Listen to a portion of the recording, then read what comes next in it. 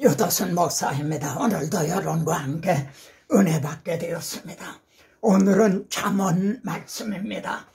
잠언 하면은 여러분 어떤 선입감이 듭니까? 명언집 이런 선입감이 들겠죠. 그런 부분도 있습니다. 근데 잠언도 성경이죠. 그리고 성경은 내게 대하여 증언한 것이라. 잠언은요, 지혜와 음부의 대결로 이렇게 되어 있습니다. 자, 잠언서 구도는요, 지혜와 음부가 대결하는, 그래서 1장부터 9장에는요 원리적인 말씀이 나와요.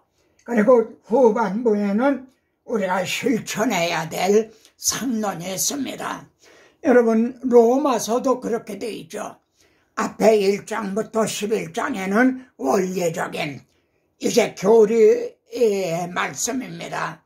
그리고 12장부터 마지막엔 우리들이 행해야 될 실천윤리죠.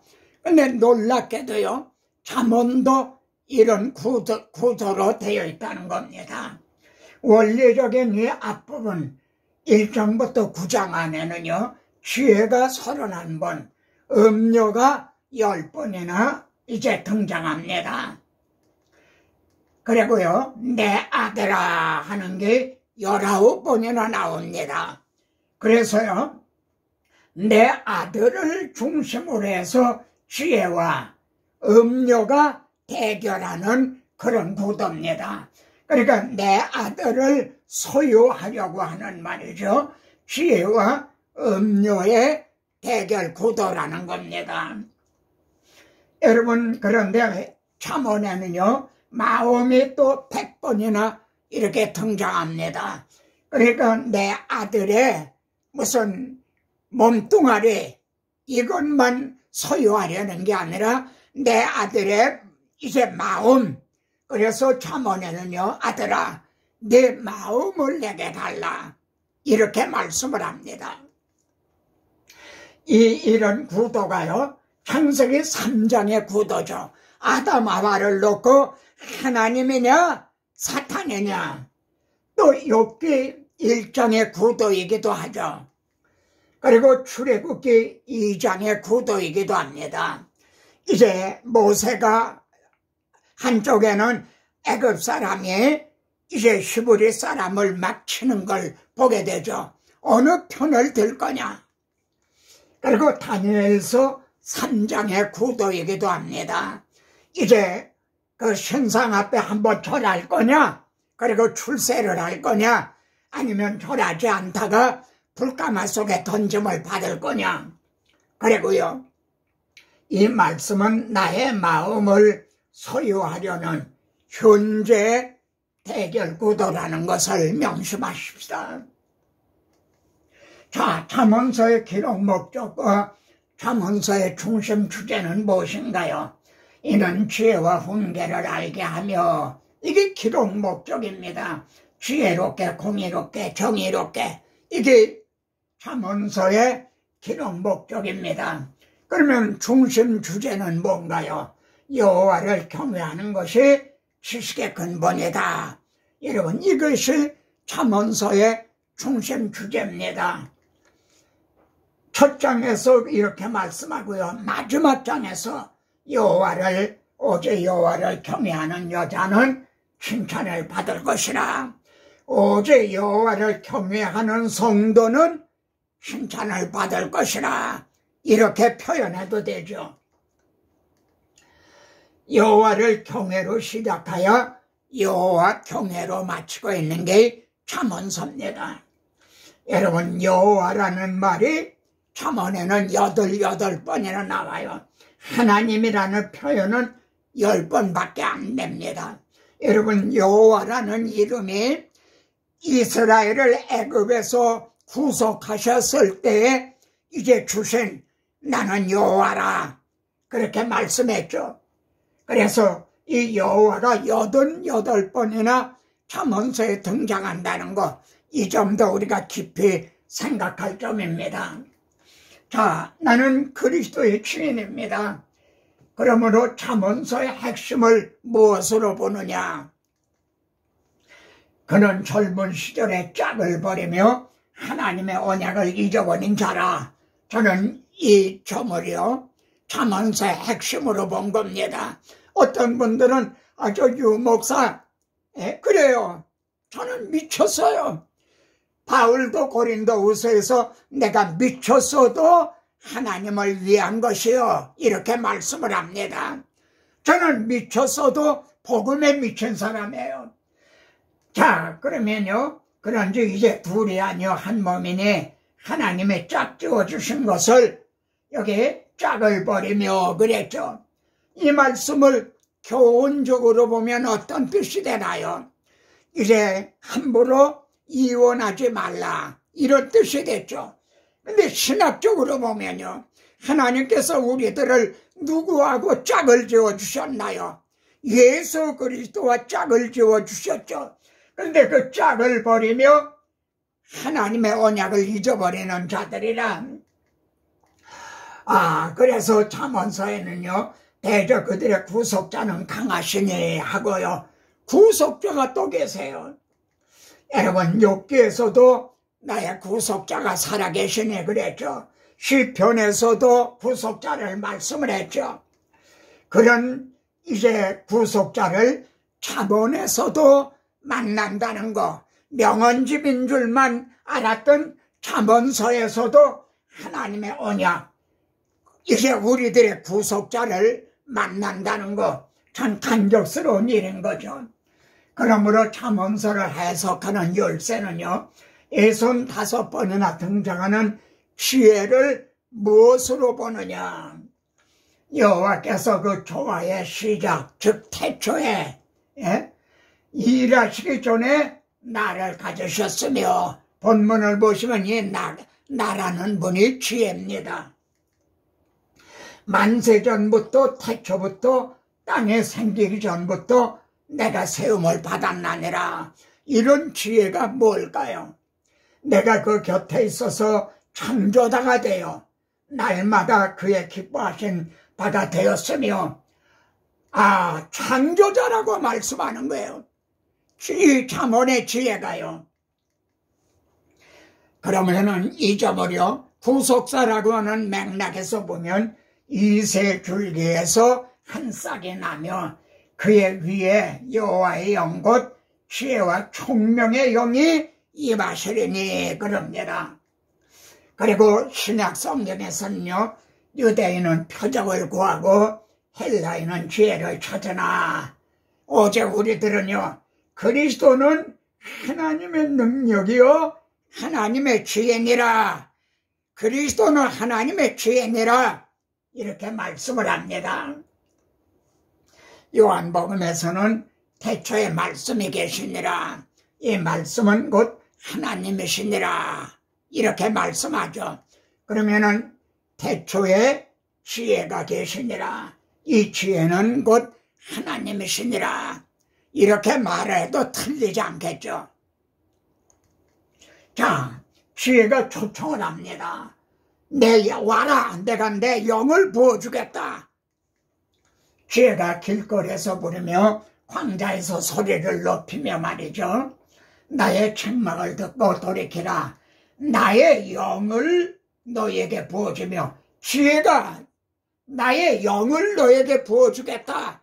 놀라운 말씀이 아닙니까? 내가 불렀으나 너희가 듣기 싫어하였고, 내가 손을 폈으나 돌아보는 자가 없었다. 지금도 그렇죠.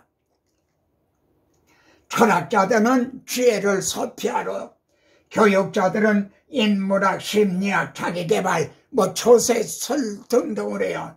신학자들은 지혜는 하나님의 속성이다. 또 이렇게도 말하겠죠. 묻습니다.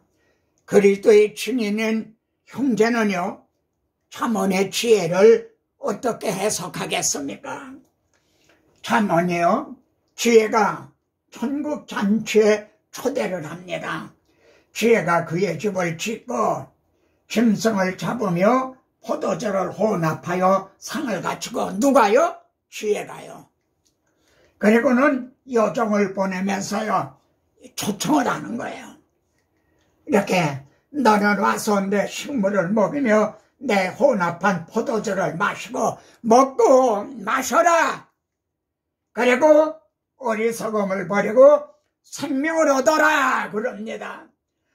여러분은 벌써 우리 주님이 말씀하신 살긴 짐승을 잡고 모든 것을 갖추었으니 오소서 천국잔치에 초대하신 이 말씀을 여러분은 생각했을 거예요. 주의 초대만 있는 게 아니라요, 음녀의 유혹도 있다는 점. 음녀가 말입니다. 미련한 여인이 떠들며 성은 높은 곳에 있는 자리에 앉아서 자기 길을 바로 가는 행인들을 불러 이르되, 자기 길을 바로 가요. 그들을 미혹을 하는 거예요. 뭐라고요? 도둑질한 물에 달고 몰래 먹는 떡의 맛이 있다 하는도다. 그래서 미혹을 당하죠. 오직 어리석은 자는 죽은 자들이 거기 있는 것과 그걸 따라가는 거예요. 수월 깊은 곳에 있는 것을 알지 못하고 거기에 빠져든다는 거죠. 그러므로 잠언서의 무대는요, 온실이 아니에요. 길거리, 광장, 목회 현장인 겁니다. 지혜가 길거리에서 부리며 광장에서 소리를 높이며 마치 노방전도를 하는 장면 같죠. 성문 어귀와 성중에서 그 소리를 발하여 이르되, 나의 책망을 듣고 덕해라, 돌이켜라, 와라. 너는 지금 잘못 가고 있다. 그런가 하면 음녀도 말이죠. 떠들며 완악하며 집에 머물지 아니하며 어떤 때는 거리 광장 모퉁이에 서서 사람을 기다리는 자라. 여러분, 이 대결 구도라는 거. 그러므로 잠언에는요, 의인이라는 말이 62번이나 나와요.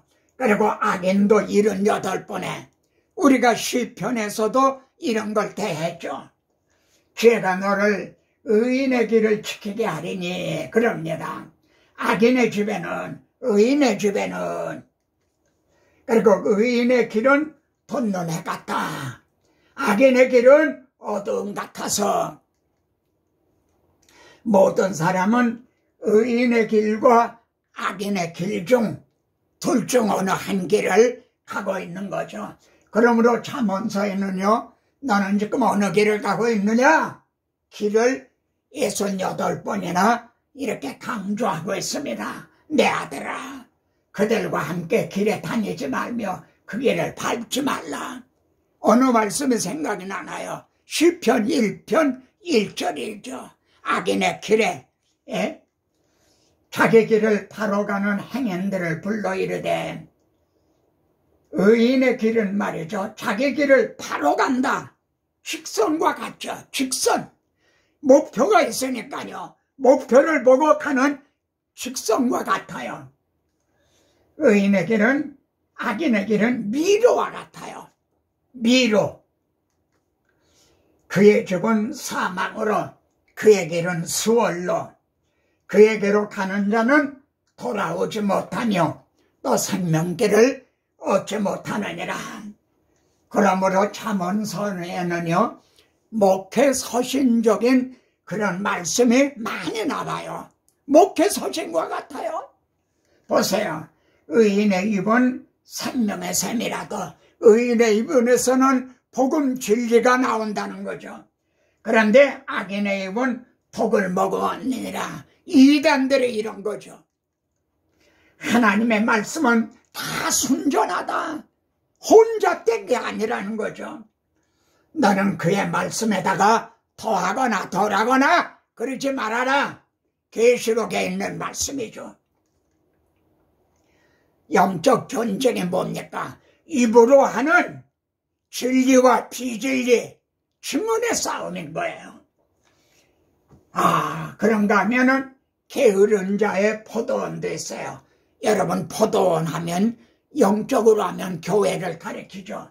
내가 게으른 자의 밭과 지혜 없는 자의 포도원을 지나며 본즉 계시록에 보면은 7교회랑에서 내가 본 보고 안다.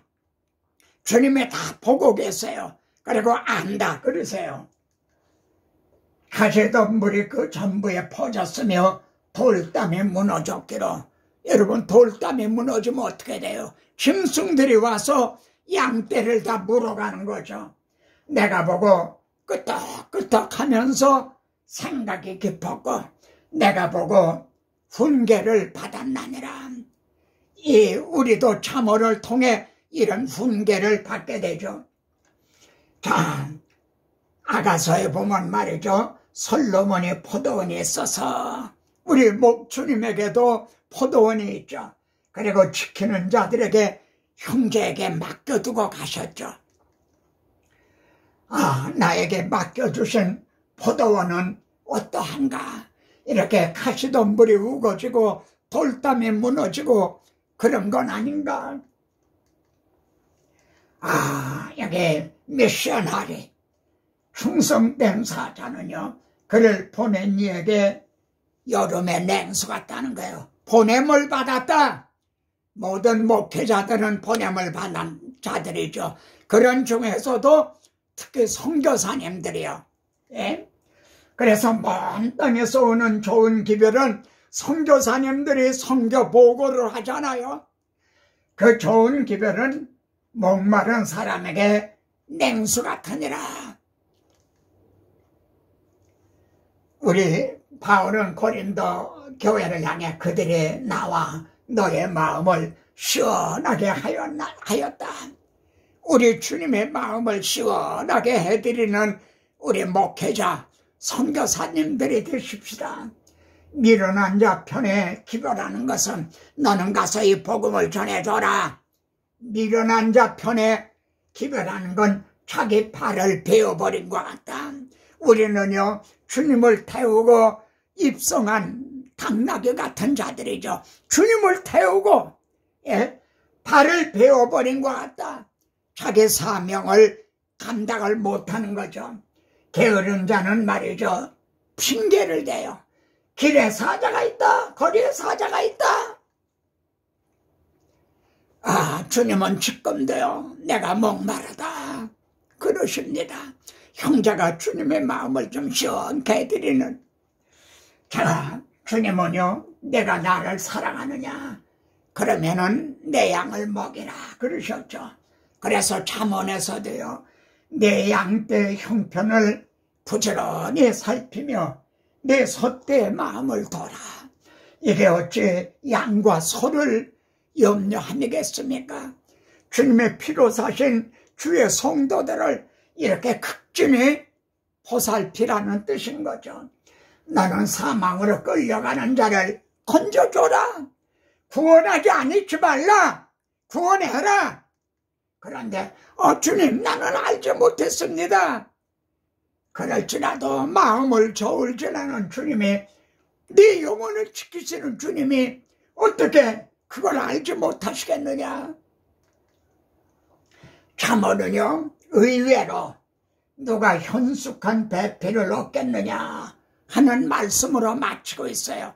이걸 문자적으로 보면은 누가 장가 잘 가겠느냐, 누가 신부를 잘 맞이하겠느냐, 그런 뜻이 됐죠. 그게 전부일까요? 우리가 그리스도의 신부잖아요. 누가 현숙한 신부가 되겠느냐? 여러분, 누가 현숙한 여인을 찾아오겠느냐? 그의 값은 진주보다 더하니라.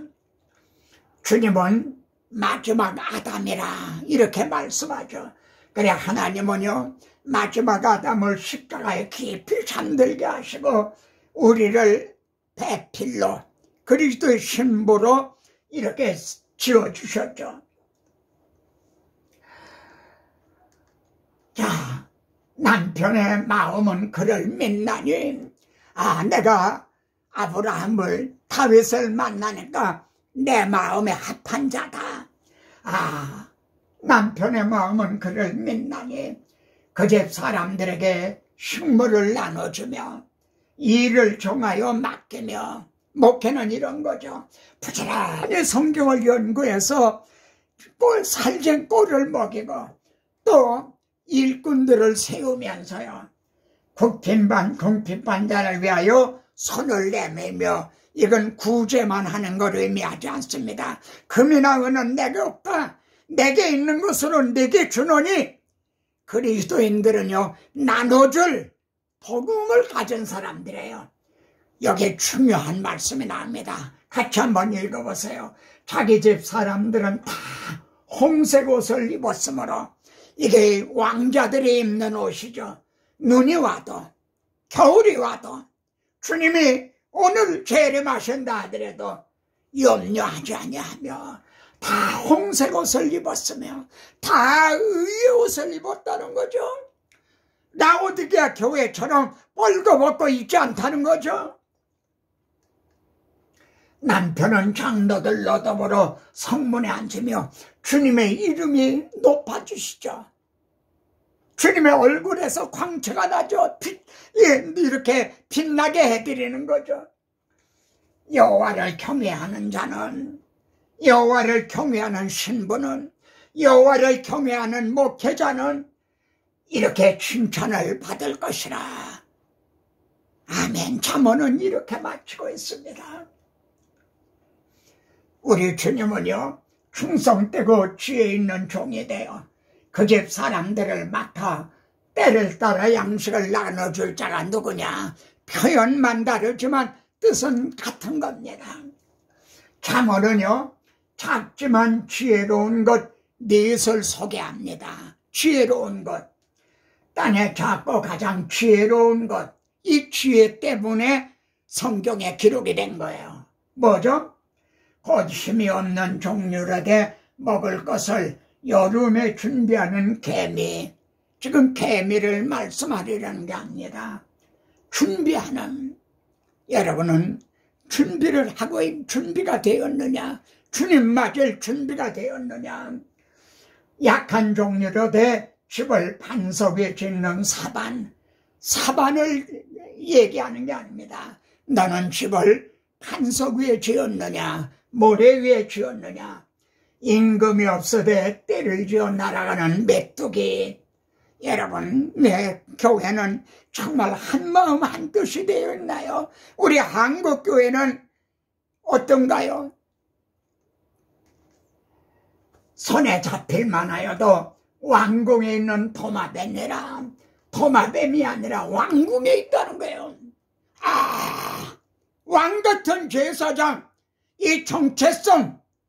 옛날에 우리 조상들은요 양반은 굶어 죽어도 또 뭐 얼어 죽어도 겹불을 쬐지 않는다. 굶고도 이빨을 쑤신다는 게 잘 먹은 사람처럼. 물론 이 시대에 맞지 않는 말이지만 그렇게 우리나라는 화랑도 이 정신이 있었다는 거죠. 하물며 그리스도인 우리들에게습니까? 이게 여기 도마뱀입니다. 개미, 메뚜기, 이게 사반. 이들이 우리를 부끄럽게 만들죠.